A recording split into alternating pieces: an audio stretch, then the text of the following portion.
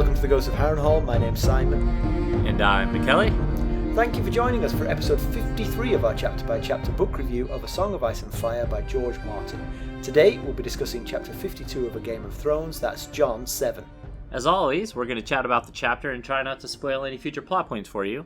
And hopefully we'll provide you with some entertainment along the way. We'll summarise what's happened, discuss our thoughts on it, provide some useful background, compare it to the TV show, indulge in a little pedantry, and cover some reader mail. Be sure to check out the show notes. They'll provide some additional information about the characters and other things of note in this chapter, in case you're not reading along. How are you, sir? I'm okay. We're down a member of the household at the moment for the foreseeable future. How so? Took Ethan to school. He moved him into his absurdly fancy apartment. Mm-hmm. So that was, he's a lot closer now. He was 3 hours away. Now he's like a 15-minute drive over to see him. So. Oh, I think I missed this. I thought he was going back to Boone. No. He has transferred. I did not realize this. He's now a member of the pack. I see. How exciting. Oh, yeah. well, that will be nice for you. Yeah, he was already home. I know, because it was hard. It was hard on you, him being that far away. I remember. Yes, so. Yes, it is. Yeah. It was definitely a different feeling when we left on Sunday than when we would leave him in Boone. Yeah, so. Because he's literally down the road. Yes, like I said, he came back the next day to pick up some stuff he forgot. So we dropped him off on Sunday. I saw him on Monday, and he spent my money on Monday. So things are pretty much as usual, Right. He needed a garbage can, and so we went shopping for garbage cans, and they were out everywhere. Like we tried Target, they were out. We tried Walmart, they were out. We go into Lowe's, and there's like one garbage can left, and it's under a $30 sign. So I'm like, that's a lot of money, but whatever. Been everywhere else. I'll buy you a $30 garbage can. He needed some other things that we got as well, and the total was bizarrely high. And so when on our way back to the car, I checked. That garbage can was $50. So supply and demand, my friend. Supply and demand. So I was like, forget it. You're not getting this garbage can. So eventually I found him one in Big Lots for $13, which is a much better price. Other garbage can stores are available. We're not endorsing anyone. But Big Lots appears to be the winner here. So. Well, it's a big chapter today. I don't have anything. I mean, we have the new dog still. Nothing really changed. Yeah. She's very cute. She's still as cute as she was last week. I've wiped up quite a lot of pee, and that'll take the shine off a new dog right there. It will indeed. But the thing about her is that she just holds it. I mean, she just holds it and holds it, and you can take her out, and she'll just continue to hold it, and you're like, she won't pee on a walk on the lead. We let her run around the yard, and she won't pee. But you leave her unattended in the house for 5 seconds, and she was left alone. And I think the longest we know that she went without peeing was 18 hours. Oh my goodness. And in that 18 hours, she spent at least 4 hours outside, refusing to pee. She's trying to find that perfect spot, which apparently is on your carpet. Yeah, but apparently, so today she's twice run straight out and peed. So okay, she's figuring it out. Breakthrough. Yeah. All right, so that's all. Let's cut to the chase here. Let's get on to business with a quick recap of what Jon was up to last time we saw him. Last we saw of Jon, he'd gone to Maester Aemon to lobby for Sam to be removed from training and placed with Aemon as his helper.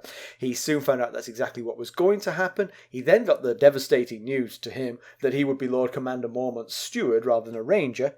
He was furious about the injustice until Sam pointed out that Jon was likely being groomed as Mormont's successor. He and Sam then went into the forest north of the wall to say their vows. After doing so, Ghost appeared with a congratulatory gift of a severed hand. McKelly, why don't we give them the summary of this one? If you look it up, that is what the appropriate gift for such an occasion is, a severed hand. So I think it should be if your crime that led you to be in the Night's Watch was like theft. Right. This is the hand you would have lost had you not taken the black. Yeah. Okay, so Jon and Ghost lead a party of the Night's Watch to the two bodies that Ghost cheerfully dismembered while the boys took their vows. The hounds are spooked and won't come close.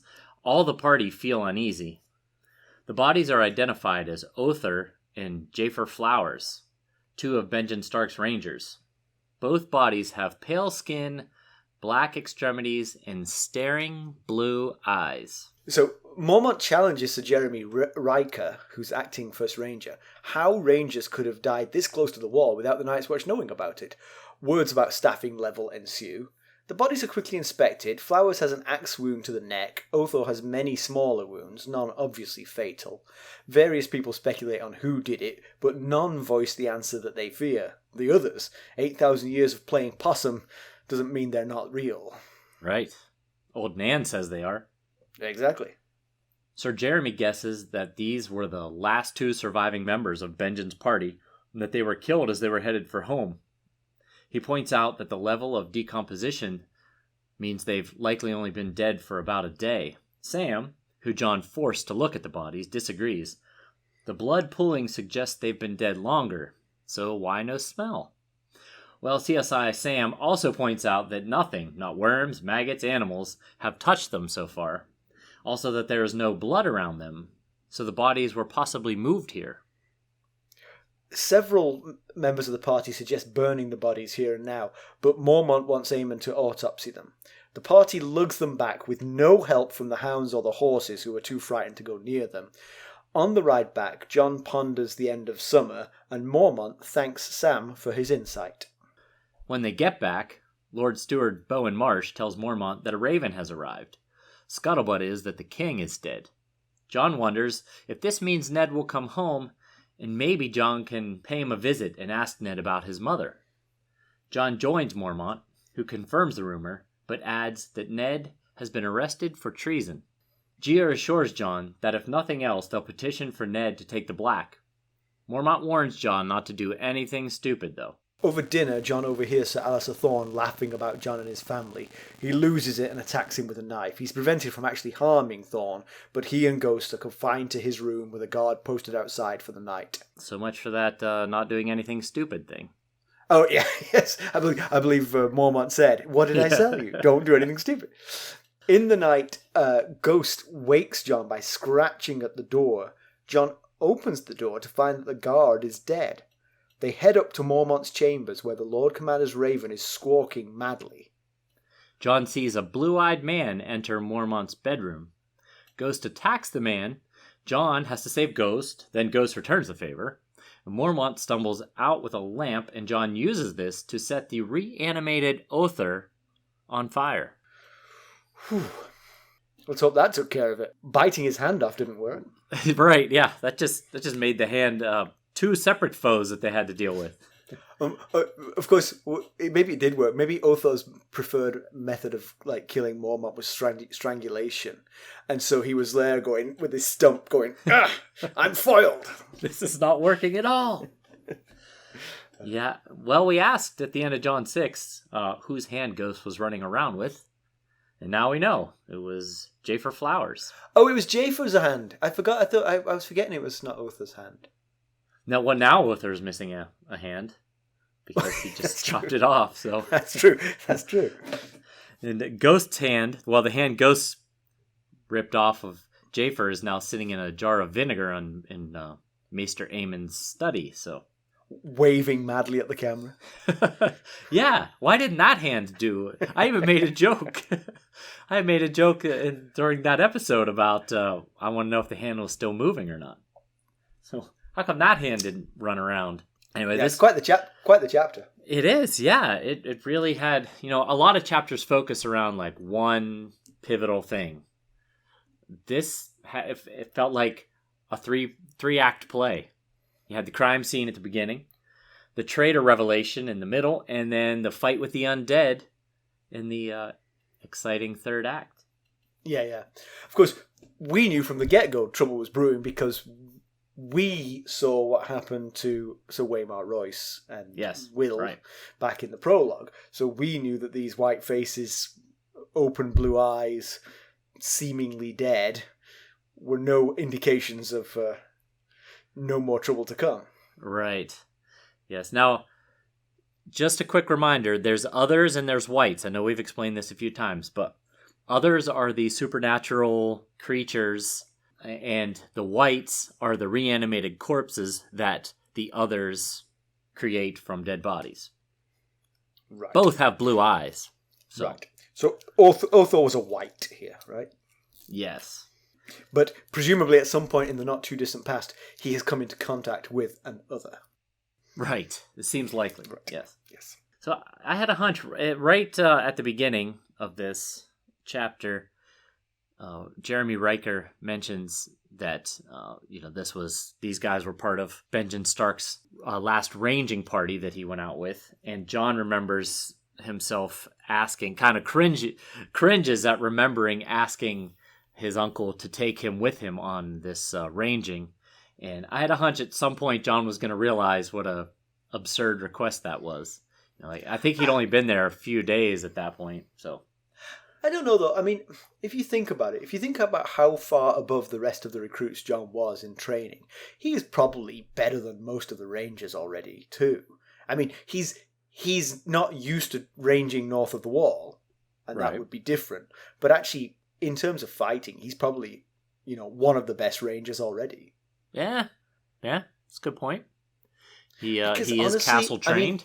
Yeah, he's castle trained. So, and most of them wouldn't have been. They will be battle hardened, but I use air quotes because I don't know who they're battling. None of them have ever seen the Grumpkins and Snarks. All they know is about Mance Rayder's huge army that doesn't exist.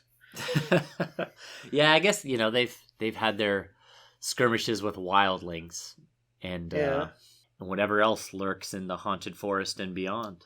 Right, which is apparently nothing. Because this is something that I actually wanted to bring up today. There seems to be within the Night's Watch simultaneously a belief that there is something supernaturally dangerous north of the wall, and no evidence for it. Right? Yeah. Because not one of them has ever seen anything. But they all feel this sense that it's there. Right. Yeah, well, they got the sense in this chapter. Right. Again, yeah. And Tywin, at the end of last chapter, felt something was off, but right. They hadn't seen anything. And if you remember back in the prologue, Garrett felt like something was wrong. Exactly. And he's been there 40 years, so. Right. But the thing is, I mean, we're to believe that the others haven't been active for thousands of years, right? Right, yeah. So 8,000. They've never felt these feelings before. It's not like I go out in the forest north of the wall and occasionally I get this spooky feeling. This is brand new to all of them, right? Yeah. Yeah, otherwise they would just say this happens sometimes. You'll get a creepy feeling. Right. But the higher echelons are asking for men like they know for a fact there's something dangerous north of the wall. Yeah. Mormont mentions in the middle part of this chapter that this couldn't have come at a worse time because they need a strong king right now because he can feel that there's something wicked north of the wall. Right. I mean, I can imagine you feel a cold winter coming along. Yeah. Because they say that a long summer means a long winter. So, right, there's that. But for 8,000 years, it hasn't meant anything other than frostbite. That's a good point. Yep. Anyway, we can go through that as we can go through this piece at a time. So it's interesting that all the animals apart from Ghost were terrified of the bodies. Yeah. He was the only one who seemed unperturbed by it. Right. And I wonder if that's because he's a creature north of the wall. He's a direwolf, I was going to say the same thing. Yeah, I think that is it. Yeah, and we get a glimpse of Chet in his new job in this chapter. He doesn't seem to be loving it. He doesn't seem to be the best at it. But in his defense, the animals are not exactly behaving like they normally would. Maybe it's Chet they're terrified of. Could be. Yeah, he does try and kick one of the dogs. So he does also take a jab at Sam. Well, yes, I would too if I was sleeping with the dogs because of Sam. Right. So Jon has the what they refer to in this chapter as the Winterfell dream again. And as a reminder, in case you don't remember what the Winterfell dream is, back in chapter 26, Jon 4, that was the chapter where Jon and Sam met. Jon told Sam of this reoccurring dream when they were sitting outside, kind of toward the end of the chapter together. In the dream, he's usually searching for his father, sometimes Robb, Arya, or Benjen. He never finds anyone. He always ends up at the door to the crypt, and he knows he has to go down, but he's scared of what he might find. And he's telling Sam this. He's not scared of the Kings of Winter. There's something else that he's scared of, but he doesn't say what it is. He shouts that he's not a Stark, but it doesn't matter. He knows he has to go anyway, and that's when he wakes up. But this time, the dream goes a step further. He gets into the crypts, and the vaults start opening, and dead kings start coming out of the grave. And it wasn't Arya dressed in flower either. So I don't know.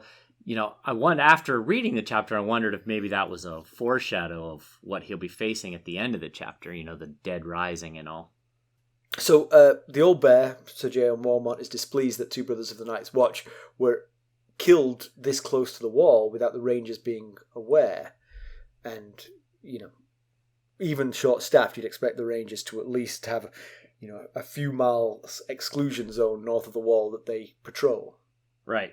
Yeah, and Othor had a hunting horn, and that's one of the things that exasperates Jorah Mormont the most, is that either he never blew the hunting horn, or the Rangers didn't hear it. So that's what he's asking Jeremy Riker. Yeah, well, what's the deal? Why wouldn't he have blown this horn? That's a pretty easy defense. He didn't blow it. Right. He never heard it, Yeah, that's basically what Jeremy says. I think you might have called him Jorah there, but it's J.O. Echo Jeremy Jorah? No, you called J.O. Jorah. Yeah. Right, Gior, not Yeah. Jorah. Yeah, or, as we later discovered, they were killed somewhere else, and then were... Right. And Othor may have blown his horn 100 times, but if he was 50 miles north of the wall, he ain't going to be heard. Yes. So Sam's hiding from the bodies. He hasn't puked yet, but he's going to. But he was sent out here to be Aemon's eyes, so he's got to look. We've talked before about self-fulfilling prophecies, that if you tell someone they're a coward for long enough, they'll begin to act like a coward. And actually what happens here, when Sam is more afraid of the censure of not looking than he is of what he'll see if he looks, he actually proves very useful. Right. Yeah. Yeah, absolutely. He tells Jon he's too much of a coward to look at the bodies, and it feels to me like everyone feels scared and nervous. He just feels like when he's scared and nervous, he's the only one that's scared and nervous. Yeah. And therefore he is a coward. But what his dad, Randall Tarley, didn't tell him, that Jon's dad, Ned, says all the time, is that everyone feels scared, and that's the only time that you can be brave. Do you know what? I think we should actually set ourselves up as like therapists for the characters in Game of Thrones. Right. Because I feel like half an hour on the couch, me and you talking to Sam, I think we'd have him sorted. Yeah, we could set up shop in Molestown. Exactly. Right next to our brown cloak factory. Not just Sam. I'm telling you, we could sort Ned out. We could sort Stannis out. Cersei, she might be a tough nut to crack. All right, we're quitting this then, right? Yeah. Let's start up shop. Off to be a fictional therapist. Yeah, we've talked before about why you would bother ranging in the first place. The benefit seems to be reconnaissance north of the wall. Yeah, and that's important. Yeah. Yeah, no question. You need to know if there's a king north of the wall like Mance Rayder currently, and he's amassing forces to try and make some sort of run at an uninhabited section of the wall. You need to know about that. Yeah, and the danger presumably then is scaling the wall. I mean, it's a very high wall, but with mountain climbing gear, you could climb it. Yeah, right. Yeah, it's made of ice, so it's not. You know, if you had a sharp pick, you could make toe holes in it. Yeah. Do you know, this is slightly off the topic of this chapter, but do you know that George Martin has said that he made the wall too high he didn't really think about how high 700 feet was, and that it doesn't work there's some issues with storylines because the wall is just too high, such as scaling over a 700 foot high wall with nothing but bones and rope and stuff. I mean, people climbed mountains before the internet. I mean, it can be done. And the technology required isn't that great. It's like pickaxes and ropes, right? Right. And given how long the wall is, with huge unguarded sections, you'd think that a small force could do it fairly easily. And once someone's climbed it, they can set things up so the rest of them don't. It's much easier for them. True. You just need your shiftiest, best climber to get up there. Exactly. I think obviously 700 feet is absolutely colossal. But I think it gives a grandeur to it, which is good. I agree. Desirable. Yeah, it does. And seriously, if it was 200 feet tall, they'd be over it every day. They would leave ropes permanently dangling over the edge. You know? Yeah, 200 feet is still really high, though. Right. But you know what? If the others were chasing you... yeah, you'd find a way. You'd be like Spider-Man up that thing. I mean, but if you think about a 200-foot vertical climb, like a 90-degree vertical climb, that's still pretty high up there. Yeah, I'm not thinking I'm one of the first. You want to be one of the folks that dropped the rope down to. Yeah, can you drop a rope down that looks like a ladder and then you pull that up with me on one rung? That's what I'm looking for. Yeah, we don't know yet exactly what they do on these rangings, but maybe if they cut the ranger budget a little bit, and maybe they could spread the manpower out and man more towers. It's interesting, yeah. But I guess what they're trying to do, some of it is intelligence, to say, because when that's another thing I question here, is because they've said a couple of times, I think, that the wildlings don't really have an organization. They're kind of nomadic and sporadic. Right. So Mance Rayder is a change to things there, that he might be congregating a large group of them, and that would be a first. Now, obviously, how do they know this? Well, presumably by ranging and finding it out. Yeah. But if it's never happened before, why are you bothering? I mean, what possessed you to think it might? Yeah, there's been other kings north of the wall, but they get squashed. When they rise up, they've gotten squashed. Some have made. See, the thing to do if you want to be king north of the wall is not to try and go south. Right, yeah. Just grow your kingdom northwards. Yeah, exactly. No one's fighting you for that land. Just take it.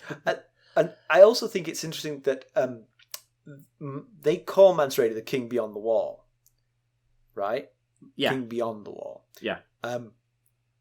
Does Mance Rayder call himself the king beyond the wall as well? We will have to find out, I guess. Because I have a contention here. If you were Mance Rayder and you were the king of the wildlings, you wouldn't call yourself the king beyond the wall, because for you, beyond the wall is what's south of the wall. Right, yeah. King on this side of the wall. Exactly. King Joffrey Baratheon, first of his name, is the king beyond the wall to the wildlings. Yeah, all those, as they refer to them, kneelers on the south side of the wall. Oh, because they didn't kneel to the coming of the Targaryens. Yes, they don't acknowledge a king, so they are not kneelers north of the wall. So it's just royalty generally, nothing to do with the Targaryen invasion. Yeah, right, yeah. They don't acknowledge a king or royalty, so they don't acknowledge a monarch.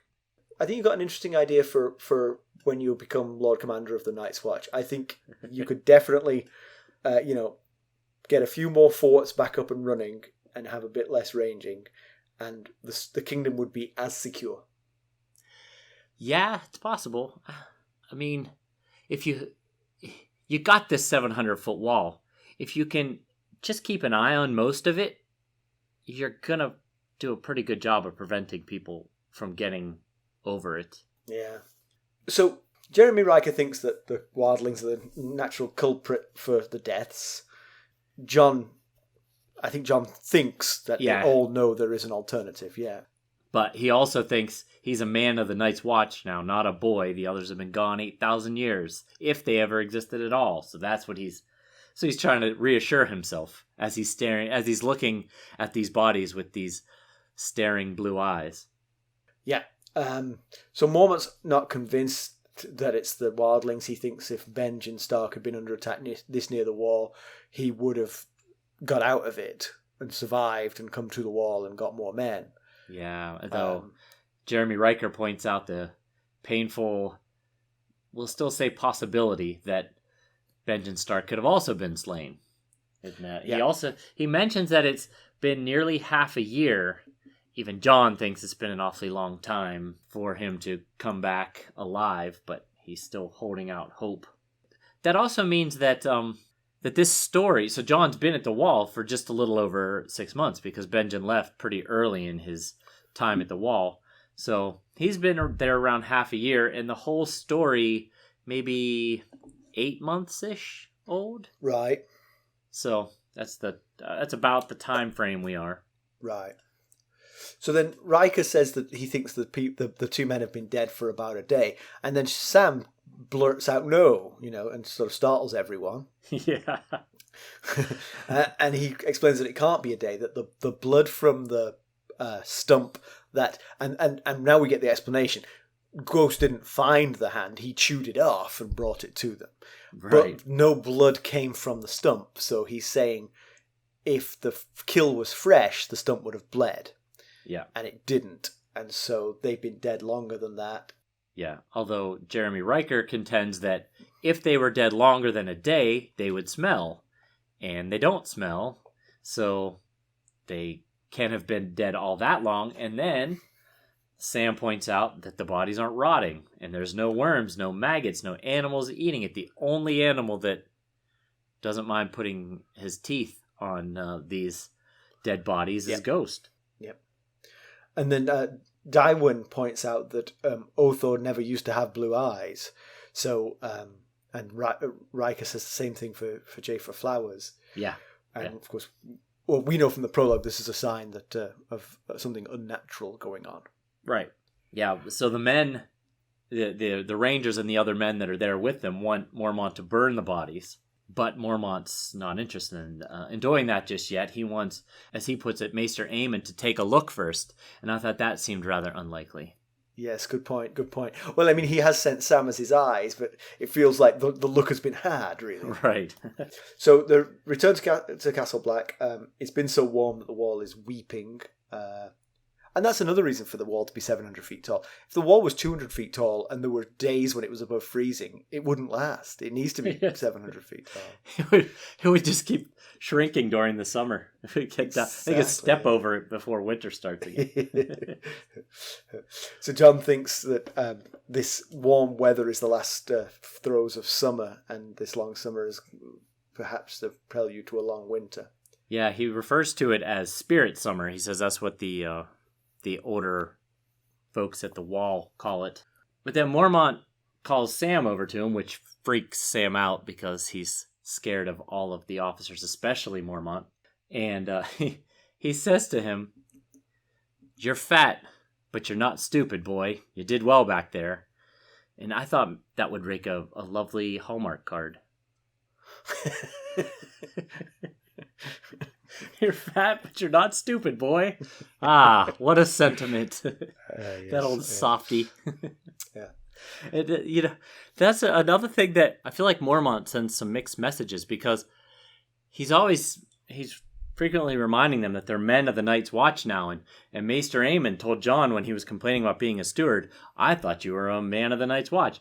But yet he refers, and the other adults refer to Jon and Sam as boy countless times in this chapter. So I think partly they're paying more than lip service to what Alliser Thorne said, that there'll be men of the Night's Watch, but they'd be fools to believe it. Right, yes. And J.O. Mormont is no fool, so he doesn't believe it. So they get back to Castle Black. Bowen Marsh is there, and he tells Mormont there's a raven waiting for him, and he sort of surreptitiously glances over at Jon. Yeah, that doesn't bode well. And as Jon's going through the castle to tend to Mormont's horse and his horse, he notices that everyone is kind of watching him, and even Thorne stops drilling his new recruits and stares at Jon with kind of a half smile. And Donald Noy says, "Gods be with you, Snow." Later on, actually, when Jon leaves Mormont's room after hearing the news, the guard outside Mormont's room says, "The gods are cruel," So like literally everybody in the castle knows this news. Yeah, it's not very subtle there. Yeah, shouting that stuff out. Nothing's wrong, Jon, but we're with you. Good luck putting those horses away. Yeah. Probably give him a feed bag. Maybe a rub down. Take your time. So, as he is taking care of the horses, Pip tells him that the news is that the king is dead. That the person who got the raven read it out to Maester Aemon, and a guard overheard it, and that's where the gossip has come from. Jon's surprised to hear that the king's dead. He knew that. He always thought Robert was old and fat, but he seemed healthy and not diseased or anything. And then he sort of thinks up to the future, and he's like, well, it didn't seem Joffrey was very likely to keep Ned as hand of the king. Yeah. And so maybe Ned can come back to Winterfell with the girls, and maybe Jon will get a chance to see them all again. Yeah, and I wondered about that. I wonder if Ned would tell him now. I mean, he said his vows. Jon's a member, a brother of the Night's Watch now, so whatever secret his mother held can maybe be spilled. I mean, there's other Night's Watch brothers that have very interesting parentage, and so, if she's a prostitute, he's old enough to hear that. If it was a Shara or Willa or a third option, any claim he might have to anything that they would have to offer would be gone anyway. And it's hard to imagine how his mother would change his claim. I mean, his father is Ned Stark. Right. That's where he gets a claim from. Yeah. I mean, it's not like he's going to march down to Starfall and claim that I'm the new Sword of Morning. No, you're not. No, you're not. But telling, releasing the secret would certainly make Cat, well, depending on what he has to say, might make Cat a little less jaded about the whole thing. Yeah, but the other thing there, of course, Ned promised last time they spoke that the next time he saw him, he would tell him. So I think that was a TV show thing. Dang it! That TV show. Yeah, it's tough. You've got that assignment, and I feel for you because things like that happen. They just put it in the TV show. Well, let's hope he does tell him then. That's true. He probably would have said that anyway. Yeah, that's what he was thinking. Yeah. But then, so Jon makes it up into Mormont's chambers because he's told Mormont's looking for him. And Mormont asks him to pour him a drink and for Jon to pour himself one too. And Jon thinks, that's not good news. and then what he takes forever to fill the cups of wine because he's thinking, when I'm done with this, I'm going to have to face whatever it is that Mormont tells me. When it does finally finish, he gives Mormont the cup and he said he could taste the pity in his eyes. So all things not adding up to good stuff here. Yeah. So Mormont tells Jon that he confirms the rumor. Robert is dead. And Mormont says that he thought he would never see another king. Robert was half his age and strong as a bull. Yeah, he's still both those things, but I feel like it's been a while since he's last seen him because you wouldn't be too surprised that he's dead if you'd seen him recently. Now he's just heavy as a bull. Yes. So he tells him that it was a hunting accident and the king loved to hunt, and it's the things that you love that will kill you. Yeah. Tells Jon the story of his son Jorah, who we know, how he lost his liberty for the love of woman, that he sold slaves to keep his new wife in the manner she'd become accustomed to. Yeah. And that's how he got himself into trouble. Now, this is what I started to say when we were talking about, I think it was last Jon chapter, we were talking about why Jorah didn't take the black, or was he given an option of taking the black? And I started to say, well, we know that, and then I thought, oh shoot, this information hasn't been revealed yet. This is what I was going to say, that he wouldn't have taken the black if he sold the poachers into slavery to afford to get money to keep his wife happy. He's not going to then bail on his wife and go to Castle Black, become a brother of the Night's Watch. He would flee with her instead. But would she flee? I mean, she sounds like she might be a little bit precious, and I mean, she's so unhappy on Bear Island. Is she going to be any happier fleeing to Essos? Yeah, no, it's a good question. I guess he figured it was worth a chance versus the other alternative. She didn't go with him, right? I do know the answer, but we haven't had that revealed yet, so I can tell you. I could say if you want.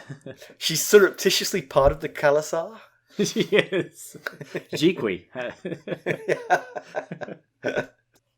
Yeah, so Mormont follows up and tells Jon the rest of the news that Ned has apparently tried to usurp the throne from the new king, Joffrey. Jon thinks it's impossible, of course, that Ned would never dishonor himself. And he's got a point. He does. But he doesn't know what we know. Right, yeah. Of course, then he thinks about himself and remembers that his father fathered a natural-born child, which is him. And so, where was the honor in that? But if you stop and think about it, and this just was something I was thinking about as you were saying that, what benefit does Ned get out of usurping the throne for Stannis Baratheon? Stannis is going to keep him on his hand, just like Joffrey probably wasn't going to keep him on his hand. Yeah. So what, like, we know why he did it, but for those who don't, wouldn't they be questioning why would he do that? That doesn't make any sense. Yeah, but maybe not. Maybe it's just enough to know that he did. Yeah, it seems to be. Yeah. I mean, the small folk aren't going to care. Right. They wouldn't care whether or not he, tried to usurp the throne. But yes, that is the lords must be like, why would he do this? Right. Because I think it felt like in the last Ned chapter or Arya chapter that the Lannisters had done a fairly good job of keeping the news in. They'd captured the note that was headed to Stannis. Right. Yep. So, it's possible that the only thing now... Yeah, it's a good point. If I was someone who was fairly neutral, maybe the Tyrells again, I always point to them as sort of the most neutral, I would be fascinated to know why Ned did this. Right. But, I mean, maybe they would just point to the animosity to the Lannisters. I mean... Yes. Of course, if you believe that Joffrey is really Robert's son, then he's a Baratheon by name anyway. So yeah. But if you remove the Lannisters, if you remove Joffrey, you remove the Lannisters entirely from the picture, which is a much bigger step. Yeah. So this is presumably bad news for Ned, that the punishment is probably death for treason. But Mormont reassures Jon that he'll try and reach out to his contacts in King's Landing to ask for Ned to be allowed to take the black. Yeah, that would be a huge win for the Night's Watch. I mean, it's like getting the number 1 overall draft pick. Could there American sports reference, listeners? There's not draft picks in the Premier League. No, you just sign players. Just sign players. Yeah, I mean, this whole indentured servitude thing that you go for, we issue. It's just like, could there be a better Lord Commander of the Night's Watch than Ned Stark? No. I mean, no. That would be huge. Yeah. I mean, if you think about it, J.O. Mormont's a terrific choice as well. He's a northern lord who can, who knows how to command. Right. And he came there when he was still young enough to be useful, Yeah. Ned would be an even better choice. Right. That would be, I mean, especially with the possible loss of Benjen, it's starting to seem like Benjen's not coming back. Yeah. That would be, you think it might cause a boost in recruiting from the Northern Lord's second, third sons. Yeah. So Jon's slightly uncomfortable about it, that his father could become his brother. he too realizes that it would be good for the Night's Watch, but it'd be terrible for Ned to lose Winterfell. Right. But yeah, better than being dead. So, but then Jon also thinks about King Joffrey and thinks that he was not a nice guy. Would he even allow this? His memories of him were of a mean-spirited child. Yeah. When I read that part, I thought, seems like Sansa's the only sibling who's really missing these clues. I bet Rickon is even going off about Joff being a turd, talking to his shaggy dog. Shaggy dog is nodding his head like, yep. I noticed it too. Kind of kid who would kill my sister. So then Jon asks, will Joff listen to you? He asks to Mormont. And I thought, will Joff listen to the leader of a group of primarily ex-prisoners and outcasts that nobody in the South believes is doing anything of use anyway? I don't see why not. Seems like a logical thing to do. So Mormont accidentally calls Catelyn Stark Jon's mother, and Jon bridles at that, says she's not my mother. That's like calling a Carolyn Caroline, or vice versa. She's gonna get you. So Mormont wishes that Tyrion was there to advise Joff.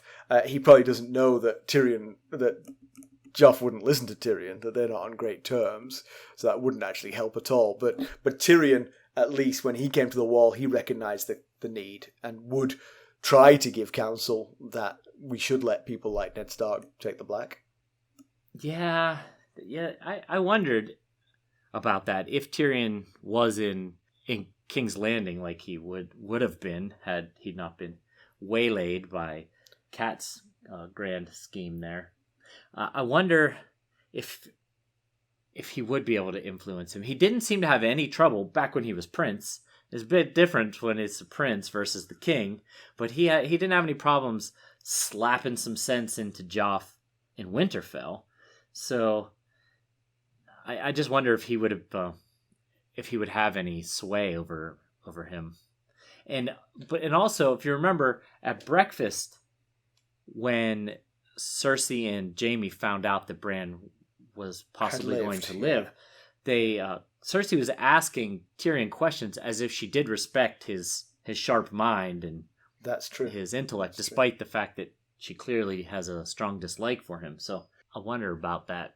And Jon thinks that if Ned dies because Tyrion's not there to advise him, then Cat's to blame. And we can all agree on that. I mean, it's harsh to blame her for Ned's death, but it is her fault that Tyrion's not there. Yeah. If Tyrion could have sway and he wasn't there because Cat waylaid him, then I guess she certainly would have some responsibility there. And this is, of course, when Mormont says, "Now, don't do anything stupid, boy." Yeah.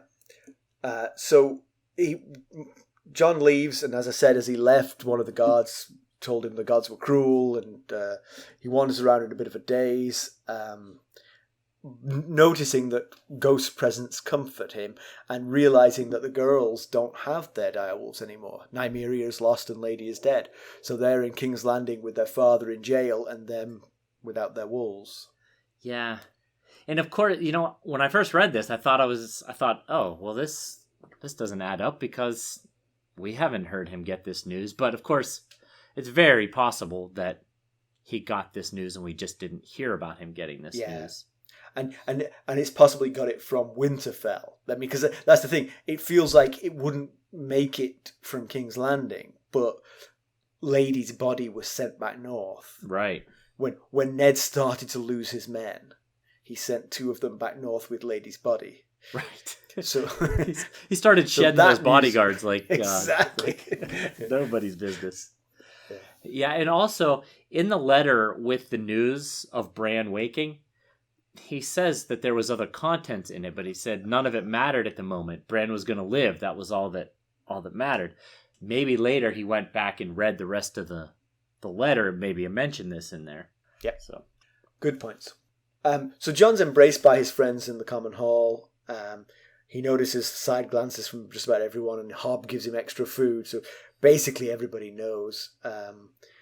Yeah. All his friends know that it's a lie, and Sam offers to go north of the wall to pray with him in the Weir Woods, which is a brave thing to do, honestly, because there were spooky dead bodies up there. That would be something intimidating for Sam to do on a regular day. Exactly. Yeah. This is a particularly unusual day and a particularly big ask. If he was like, "Yes, would you please come do that with me?" He'd be like, "Yeah. Tomorrow. How about we do it tomorrow? I got stuff to do." So Alliser Thorne says audibly, not only is he a bastard, but he's a traitor's bastard. And Jon overhears it and loses his temper and attacks him, and Sam and friends have to jump on him to pull him back. Yeah. And I think we have been too kind on Jon. He is impetuous. He's as bad as Robb. He's worse than Robb in some ways. Yeah. He's got some wisdom, but he's a hothead. Yeah, he's got to learn to control that temper. Yeah. And I think one of the things I was thinking about as I read that is that I think this is kind of well written, because I think some of it is just the overwhelming sense that everybody knows his secrets. That his shame is out for all to see, both his friends and his enemies. Right. His enemies teasing him is one thing, but his friends sympathizing with him is almost as bad. It's the shame of it.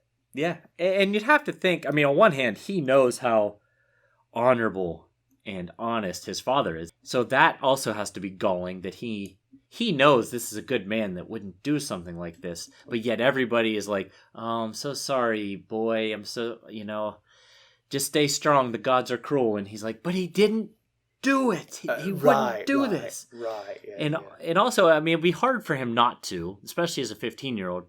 A little piece of him probably sets himself apart from the rest of them because he is, even though he's the bastard son, he's the son of Lord Eddard Stark, the Lord of Winterfell, Lord Paramount of the North.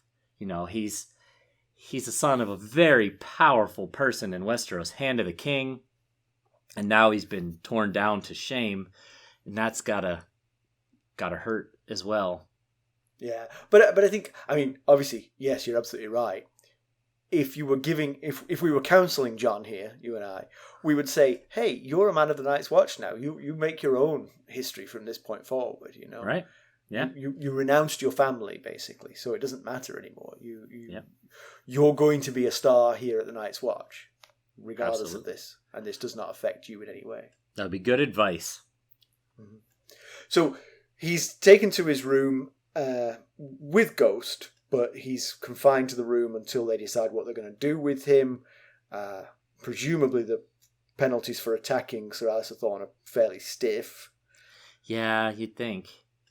Yeah. And this is when Mormont says, "And to think, I had high hopes for you." Which, we don't know exactly what that means, but it certainly gives more credence to Sam's thought that he's grooming him for something pretty special, like his replacement. But it also ominously uses the past tense. Yes, he does. So Jon thinks he won't be able to sleep, but he does fall asleep, but then Ghost wakes him by scratching at the door. Something's up. So he opens the door, and the description is he sees the guard on the ground staring at him, even though his stomach is on the ground. His head is twisted completely around like an owl's. And he's staring at him from his back. So his head has done a 180, unfortunately. Yeah. And then it feels like Ghost is leading him here. Ghost starts to go up the stairs. He turns around. He looks at Jon like, "Hey, you coming with me or what? We got stuff to do." So Jon picks up the guard's sword and follows Ghost up the stairs. And when they get up into Mormont's chambers, he sees what he refers to as a shadow in the shadows, with blue eyes that shine with radiance. So that's not good. So Ghost leaps on the man, who starts to strangle Ghost. Jon jumps in and cuts the man's arm off. But both the man and the arm now keep coming. Yes. Now he's got two foes to deal with, the rogue arm the rest of the body. Then Othor gets hold of Jon, and now Ghost jumps back in and saves Jon. Mormont stumbles into the doorway naked, carrying a lantern, and Jon races over there, sets the drapes on fire, and throws them onto Othor, who burns up. Yes. And that's where the chapter ends. You know, I remember thinking this the first time I read this chapter years and years ago. I thought, how about that? Like, the top boss knows so early. Usually in stories, it's usually like the lowest, either children or lowest rung members of the group that know that there's something out there, and they're trying to prove it to either their parents, like Stranger Things. The kids knew what's up. The parents were just like, oh, go play some Dungeons and Dragons, quit being weird. But in this instance, it's the top guy, the Lord Commander, is seeing this happening, and that's kind of unusual for how this kind of stuff usually goes when there's a big secret like this. That's a good point. Which of course then goes to what I was talking about before. Like, the Night's Watch now will have a lot easier time believing the fairy stories that they've probably always held in some skepticism, because now their Lord Commander can say, I literally saw the dead rise. Right. Yeah, exactly. I think that's why the usual convention is to not give this kind of knowledge to the people in power, because then they can react. Whereas if it's the lower underlings, they have to try and scrape and try and convince other people that these things are happening. You got any background? I do. It was had to dig a little deep for the background. I came up with it yesterday. Background is getting a little tricky at times these days. So, obviously we've seen that the others and their whites are pretty real. Just, you don't ask Jon, you can ask Sir Waymar. They both can tell you all about that. Yep. But since they haven't been seen in 8,000 years, aside from just now, a lot of theories about them have been generated. And here is one such legend. The 13th Lord Commander of the Night's Watch, dubbed the Night's King, lived during the Age of Heroes. So this was not long after the completion of the wall. It's said that he fell in love with a pale-skinned woman with blue eyes, and after consummating their relationship, he gave her his soul as well. The Night's King brought her back to the Night Fort, which was back then the seat of power of the Night's Watch, and declared himself king and her his queen. And he took the Night Fort for his castle and ruled from there for 13 years. So the 13th Lord Commander ruled for 13 years from the Night Fort. The bad luck was just building up here. Right, yeah. Terrible atrocities are said to have been committed during his reign.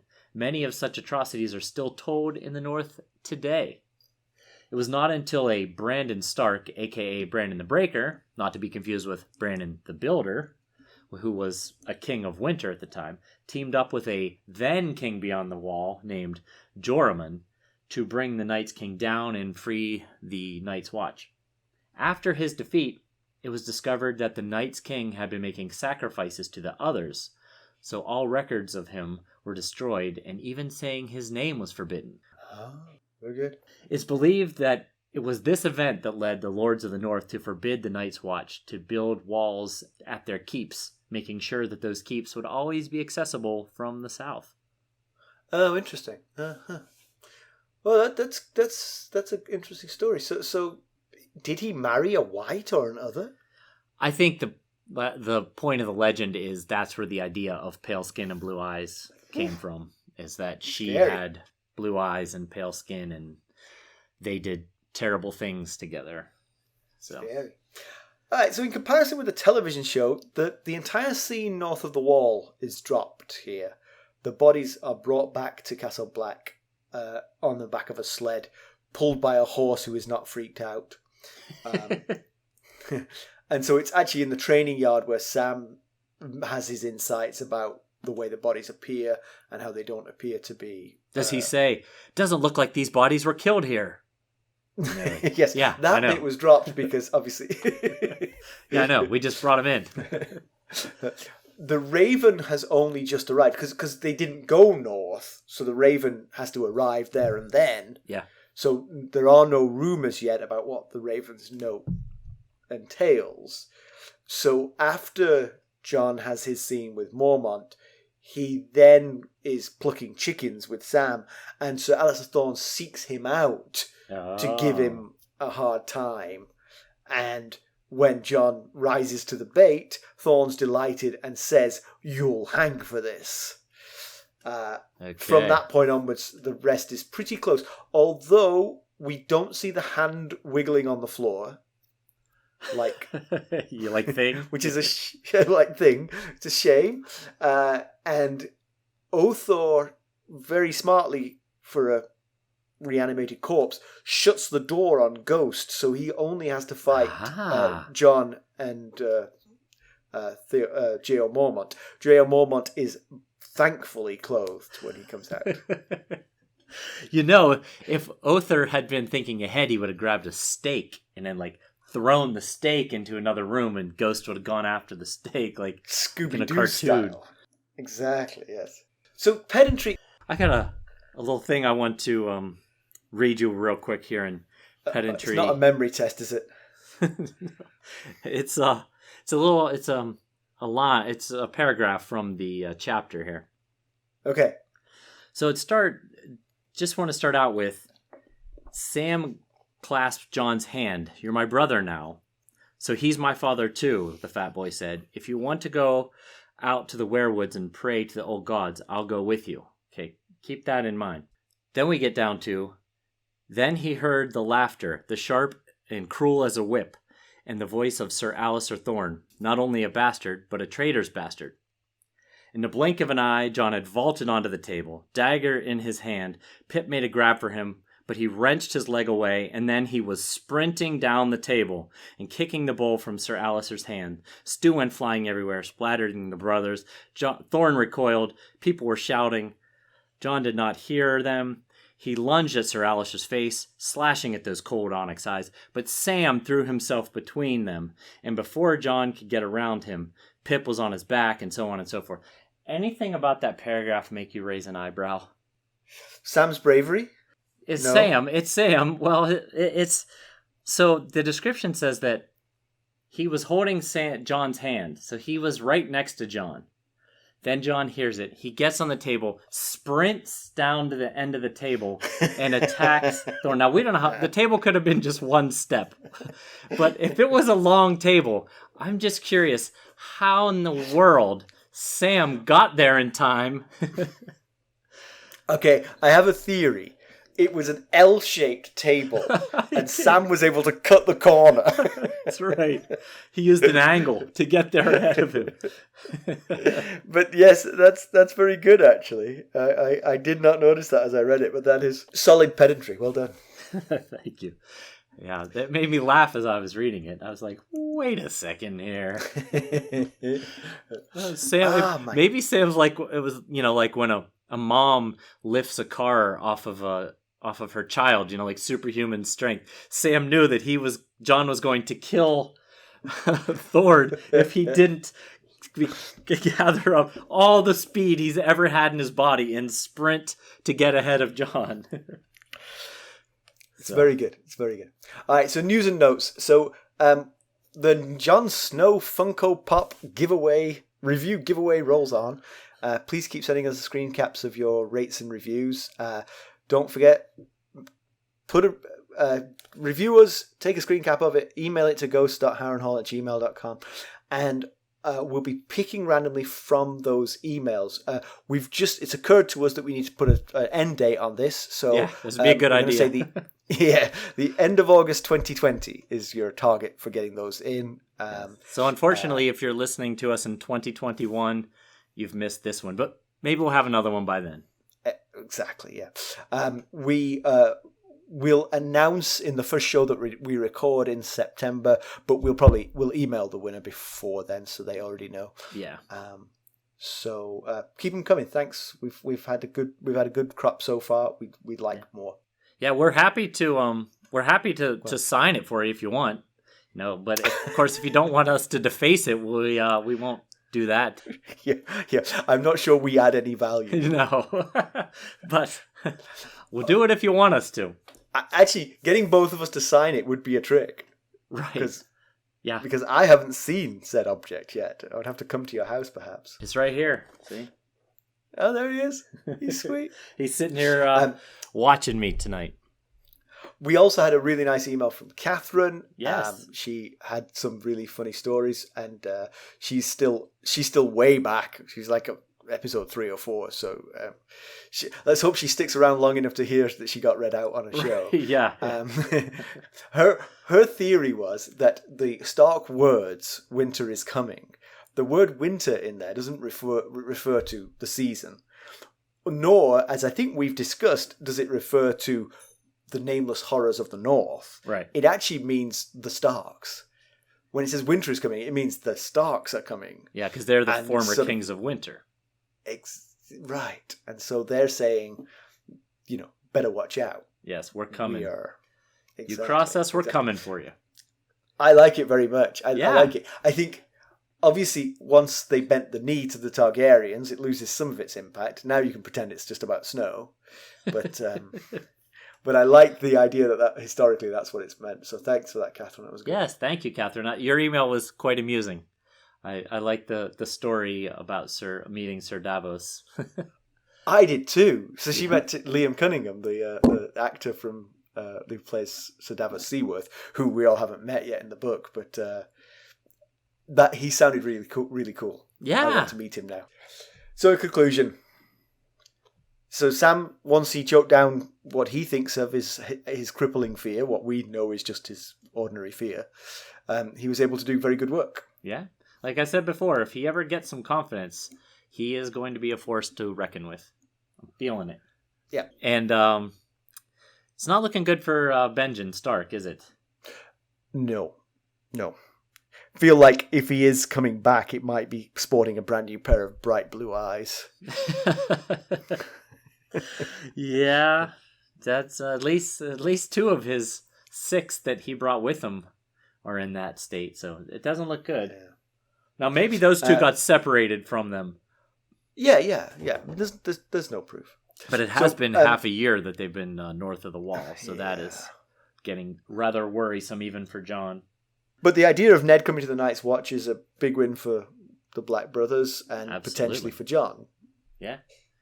I get Jon's mixed emotions on it, but and they're unselfish emotions, like the fact that it would be such an injustice to remove him as Lord of Winterfell. That would be a terrible injustice. But I mean, from Jon's perspective, it had to be kind of cool. His dad, who he admires so much, comes and joins him at the Night's Watch for the rest of their lives. They're stuck there together.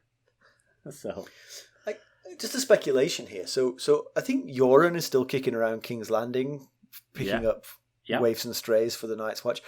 So he brings Ned back, unwillingly to become a member of the Night's Watch. Right. Yeah? Ned says to him, "You know what? I'll send 5 men to the Night's Watch. You drop me off at Winterfell where I can go back to being my..." Right. I had that same thought. If it wasn't Ned, if it was someone other than Ned. But this is different. I mean, this is like to save your own skin, Yeah. You can have 5 men and, seriously, a buttload of meat, Right.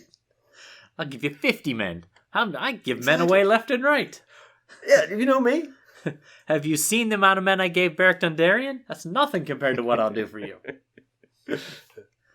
Yeah, but it seems like Mormont's been at the wall quite a while because he still thinks of Robert as being young and strong as a bull. And I thought, if Benjen can visit Winterfell whenever he feels like taking a trip down to Winterfell, why can't Mormont take a trip down to King's Landing just to, meet with the king and make a plea himself in person? But yeah, I mean, who'd run the wall? I mean, Maester Aemon. Yeah. I guess it would either be Jeremy Raker or Bowen Marsh, depending on... Well, there you go. That's why he's staying put. He trusts none of them. So, yeah, you pointed this out. The Whites can play dead. I mean, in the prologue, Sir Waymar popped right back up again. Right. Yeah. killed and then immediately back up again. So are we thinking then that this was like a Trojan horse attempt by the others? Like, let's see if we can get these guys on the inside of the wall. Who did Othor go for? Did he try to strangle Chet in the kennels? No. He went straight to Mormont's office. Yeah.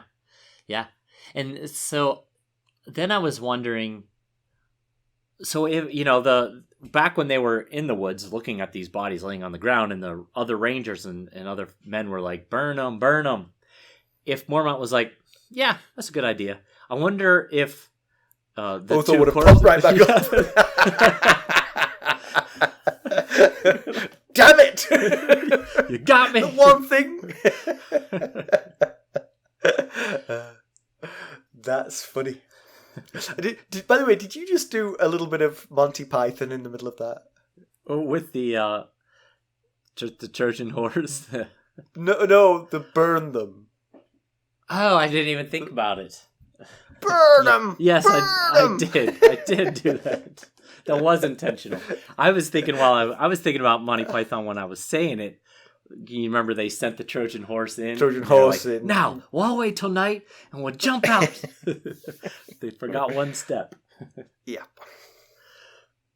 So, hopefully, Jon, as always, going through roller coaster arc, he was in big trouble, but saving Mormont will get him out of the hot water that he got himself into. Yeah.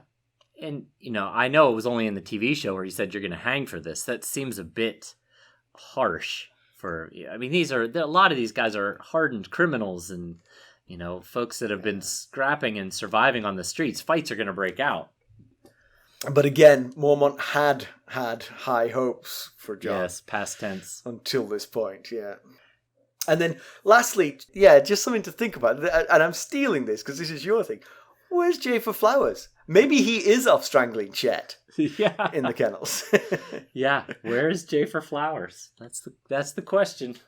I guess we'll find out. All right. Well, as always, you can reach us at ghost.harrenhall@gmail.com and follow us on Twitter @ghostharrenhall. We're on Facebook, Instagram, and YouTube. And don't forget to leave us a review and take a screen capture of it and email it to us before the end of August 2020. And you could win a Jon Snow Funko Pop. The Jon Snow Funko Pop. That's right. Number 61, according to the box. Okay. Well, thanks for listening. Thanks. Bye. Bye.